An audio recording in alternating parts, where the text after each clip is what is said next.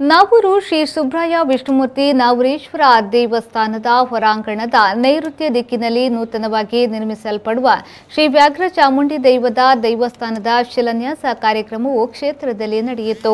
ಬೆಳಗಿನ 10:15ರ ಧನುರ್ಲಗ್ನ ಶುಭ ಮುಹೂರ್ತದಲ್ಲಿ ತಂತ್ರಿಗಳಾದ ಶ್ರೀ ಪಾದ ಪಾಂಗಣ್ಣಯ್ಯ ಅವರು ಧಾರ್ಮಿಕ ವಿಧಿವಿಧಾನಗಳನ್ನು ನೆರವೇರಿಸಿ ಶಿಲಾನ್ಯಾಸವನ್ನ ನೆರವೇರಿಸಿದರು.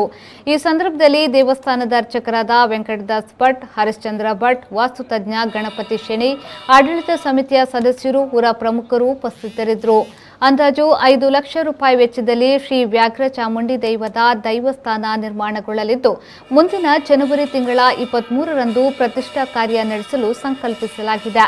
ಜನವರಿ 24ರಿಂದ ದೇವಸ್ಥಾನದಲ್ಲಿ ವಾರ್ಷಿಕ ಜಾತ್ರಾ ಮಹೋತ್ಸವ ನಡೆಯಲಿದ್ದು, ದೇವಸ್ಥಾನ ನಿರ್ಮಾಣ ಕಾಮಗಾರಿ ಶೀಘ್ರವೇ ಆರಂಭಗೊಳ್ಳಲಿದೆ ಎಂದು ಆಡಳಿತ ಮಂಡಳಿಯ ಪ್ರಮುಖರು ತಿಳಿಸಿದ್ದಾರೆ.